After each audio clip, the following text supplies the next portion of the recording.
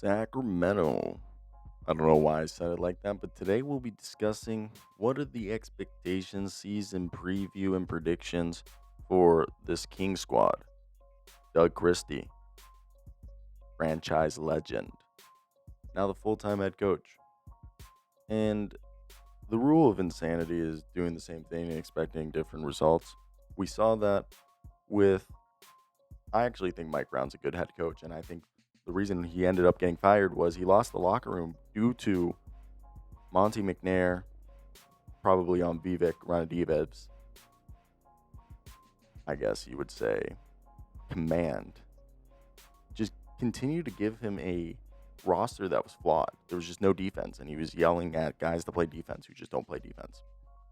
Now, that could just be a different discussion of whether you're the type of person who gets upset that and not all NBA players consistently play defense. I understand that some people have some transgressions about that. Either way, we're going to discuss everything in between the Kings and discussing have they kind of found a coherent identity. This offseason saw front office and roster changes, a coach finally named, and they're betting on their veterans, incremental youth, continuity, and a little bit of luck. Yeah, luck. A little thing that gives you hope. It's not like religion that, no. But I was going to go on a whole rant where it's like, just, it tells you what to do, but I don't know. It wasn't there. Either way, Sacramento brought in Scott Perry, which the media might tell you, oh, he's the guy who signed Jalen Brunson. He's the guy who helped this franchise clean up the mess after Phil Jackson left the Knicks and helped forge the way for Gerson Rosas and Tom Thibodeau, now Mike Brown. No. He was just the guy Leon Rose was using as a puppet master. And yeah, Scott Perry, I think, did a good job of keeping Doug Christie. You're not going to bring back Michael Malone. And a lot of the other coaching prospects were either lateral moves or just unproven.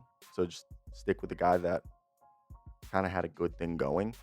The core of Sabonis, DeRozan, LaVine, potentially Murray, has talent. And I think the biggest question is fit. There's less shooting, especially now that there isn't as many. Man, this is just a lot of ball handlers, not a lot of 3-point shooting, kind of some defense, not many proven bigs or size, but they did bring Dennis Schröder, who played for multiple teams last year, but he's fresh off EuroBasket, where I was. Talked to him, asked him questions. Go check that out. 2025 MVP and Germany Gold recipient. I think Nique Clifford and Maxime Raynaud are two guys who are going to be able to provide rotation upside as rookies. I do think that's possible. But there's Doug McDermott. And they brought themselves Drew Eubanks, which was a guy who was on a non-guaranteed deal with the Los Angeles Clippers, and they didn't want him anymore. I think, again, Nique Clifford's going to be a great player for them. Nique Clifford, I think the other thing is he might be one of the surprising players for them. Dario Šarić might be a switch big at this point in his career. Small ball center, probably a power forward, who might have a bigger impact that we think if he can tap into what he was 2-3 years ago. Valančiūnas and LaRavia, even though LaRavia had some moments for them, aren't the biggest loss. I think keeping Keon Ellis and Isaac Jones is huge. Doug Christie needs to figure out this offense. It just never fully clicked around Sabonis, DeRozan, and LaVine. The defense continued to hover in the bottom half of the league. They're bad, especially on the perimeter, which they did a good job bringing in Clifford, obviously Keon Ellis, Dennis Schröder, all great defenders. Seriously, Keegan Murray is an underrated defender. And they're really hoping that he grows, but are they going to pay him? What is the expectation with Keegan Murray? And also, there's the Jonathan Kuminga rumors that we're going to have to get into a little bit later in this video. What is the expectation there? Again, if you haven't commented already, let me hear your thoughts. What is this team doing? Where are they going? What do you think and why? hit that like and subscribe button. By the way, Keegan Murray regressed scoring-wise, and I know that's because of his role, but he's a guy who his three-point shot also technically has gotten worse. I'm not worried about the three-point shooting, but he hasn't gotten more aggressive as a scorer. And this is someone that they said they wouldn't trade for Lauri Markkanen because they think he could be just as good. And we don't know if this bench has enough scoring. I mean, Malik Monk also might be traded for Kuminga. I'd rather they trade Šarić and Carter for Kuminga. You keep Monk, who the Kings value, and clearly the Warriors don't value. And then maybe you can sign Westbrook. Now, with Scott Perry in, Monte McNair out, continuity on the bench with Doug Christie being the coach remaining, and Jonas Valančiūnas being turned into Dario Šarić saved money, but they lost the bruising size and rebounding ability they had at the backup 5 spot behind Domantas Sabonis is like 6'10". Jonas Valančiūnas is massive. Dennis Schröder adds toughness and point of attack defense and a ball handler that they've needed. But I feel like if the draft turns out to be as good as we think, like if those picks turned out to be as good of bargain savvy picks as we think they can be, Clifford, this multi-tool wing who can score and maybe even be a stretch 4, small ball 4 with Maxime Raynaud, local guy from Stanford, has the touch, the IQ, floor spacing to be a switch big, combo big 5 who can maybe moonlight at the 4. Sacramento obviously remains active on the Jonathan Kuminga pursuit, and if successful, the front court hierarchy shifts immediately.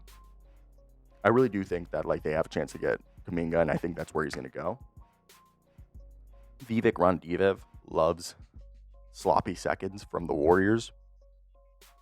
And looking at the upcoming roster, Dennis Schröder, Zach LaVine, DeMar DeRozan, Keegan Murray, and Domantas Sabonis are all going to probably be the starters. Malik Monk, Nique Clifford, Dario Šarić, Drew Eubanks. Would Doug McDermott be cracking into, I know Keon Ellis is obviously in those rotations, but man, who fully is going to be in the backup rotation? Because I think that's where it looks a little difficult, because this also becomes, if they get Kuminga, I think Kuminga starts and then Keegan Murray comes off the bench. But if we're reading the whole starting lineup right here off the dome, LaVine, Schröder, Murray, DeRozan, Sabonis, Eubanks, Šarić, Clifford, Keon Ellis, Devin Carter, Doug McDermott, Isaac Jones, Maxime Raynaud, kind of in that order, which would give you 13 dudes, which if I think they're hoping Carter can play, and he looked like he can play. I'm a lot of hinges also on Devin Carter, who I thought could be the next Derek White, guy who could play some two guards moments because he can play off ball and hit the open 3-point shots. He's a defensive dog. He loves to pass. He's more of a 1. If that things hinges right, it goes great with Devin Carter. And he's another guy who adds to the point of attack.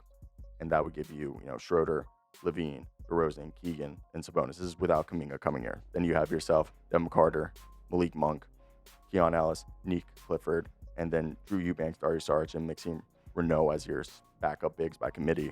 And then you have Doug McDermott, Isaac Jones. And that gives you right there 10 guys with 3 or 4 reserves that can still play, that you don't have to worry about. Now, the half-court offense, the facilitation of the half-court via Sabonis, Schröder. They got mid-range scores in Schröder, Sabonis, DeRozan, and LaVine, and that's where the whole spacing still freaks you out. Because again, shooting on this roster, Schröder, Monk, Keegan, those are your only proven shooters.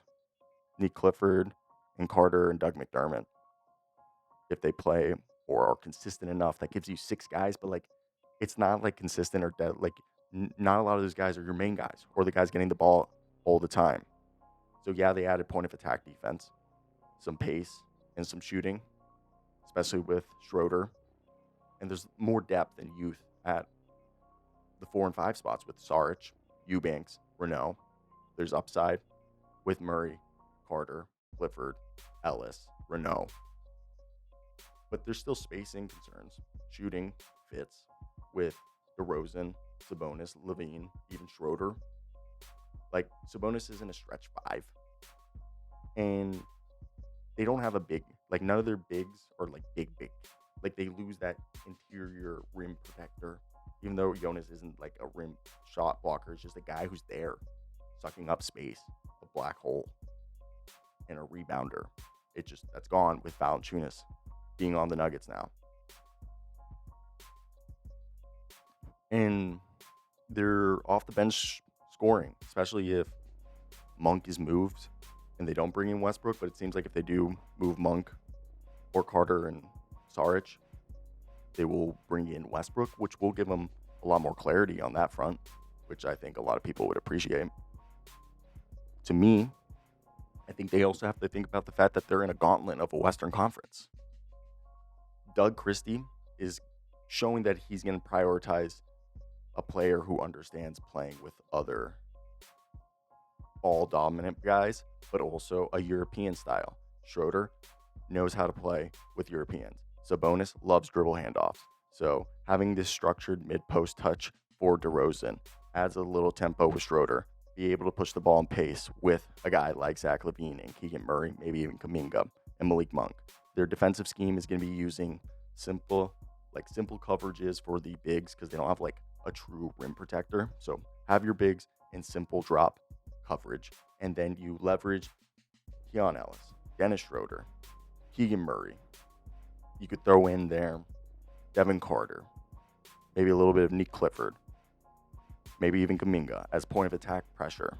And this is a team, again, if they don't bring in Kuminga, is at $186 million salary, below the first apron, and they still have their non-taxpayer mid-level exception, biennial exception. They have 4.9, just under $5 million trade exception for Valančiūnas and 4.7 for Jalen McDaniels.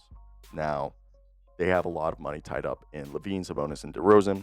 Malik Monk and Šarić are on movable contracts, and any sign and trade for Kuminga, obviously, he's going to either need a Monk deal or salary matching, like multiple contracts, which is the Šarić Carter deal.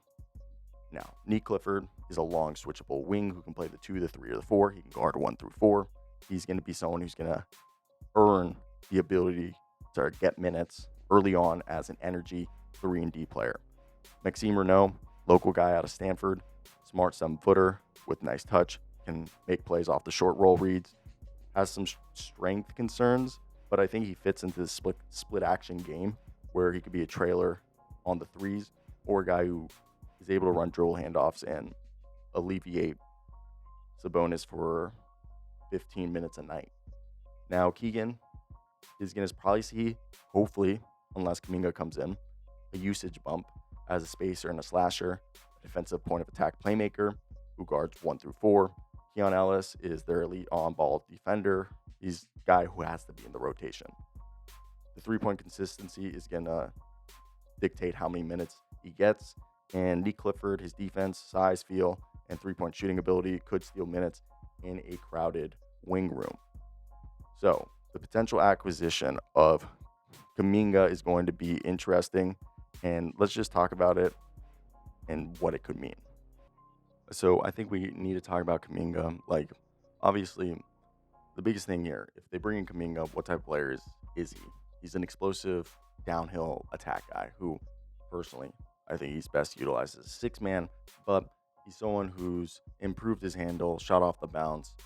He wants a more defined, bigger role. We know that Joe Lacob's a big fan of him. Vivek Ranadiyev is that like best friend that loves anything that his best friend has and just wants the sloppy seconds. Like he would marry his best friend's ex-girlfriend just to be closer to his best friend. But Kuminga last year averaged 15 points, 5 rebounds, 2 assists, just under 31% from 3, 45% from the field. Like, this is someone who would upgrade their athleticism, especially in the forward position. He would generate more rim pressure as a rim attacker, especially in the half court. He would allow this team with Schröder to be lethal in transition. And he would actually allow more switching in defense and could help make them better defensively, hypothetically. in theory, around Sabonis. And I think the biggest thing is obviously the swing skill of shooting. Doug Christie and his staff would focus on developing that, as that would be a developmental need, because they need a guy in Kuminga, not to be a killer three-point shooter, but a guy who could bring some corner and above the break threes once or twice a game. So what would that look like? There's two trades, either Šarić and Carter and second-round picks, which now I think would have to be a first-round pick for him, or a Malik Monk and a first. I think a lot of people would say maybe the Malik Monk one would be better, because the corresponding move we're hearing that would happen is Russell Westbrook would be brought in. So receiving a player via sign and trade caps Sacramento at the first apron. Salary matching would likely require small filler in one of these two ways, as Kuminga's year one deal would be, or year one number, because it would be a minimum of 3 years, would be 18 to 21 million. Now, the first deal, Malik Monk and a protected first, which seems like it's going to be the most likely, and it's either going to be unprotected or lightly protected. Why would Sacramento do this? Now, Kuminga would be the starting four, unless, surprise, surprise, he becomes their sixth man. This would make Keegan Murray this six-man super sub, or even push DeRozan into the bench, as he could be Keegan Murray could be the change of pace guy, or DeRozan could be. But either way, they would start Kuminga for the athleticism, the rim pressure. I'm struggling on saying that, but the rim pressure to help have more defense with Schröder, because then they would have DeRozan and Zach LaVine and Sabonis out there. And Monk gives Golden State somebody that they are saying they're going to trade, but if they kept them, he would be a guy who could be their sixth man and help stagger lineups, gives them a scoring pop, whatever you want to say. But Monk making just under $19 million, 18.8, I believe, off the dome. That's close to the 19 million that Kuminga would be wanting. If Kuminga starts at 21 million, they would have to add probably a guy like Šarić into that deal, or maybe tweak some pick protections. But either way, if that happens, we assume a Schröder, LaVine, DeRozan, Kuminga, Sabonis starting lineup. Then you have Murray, Ellis, Šarić, Eubanks, Clifford, Raynaud in the backup rotation.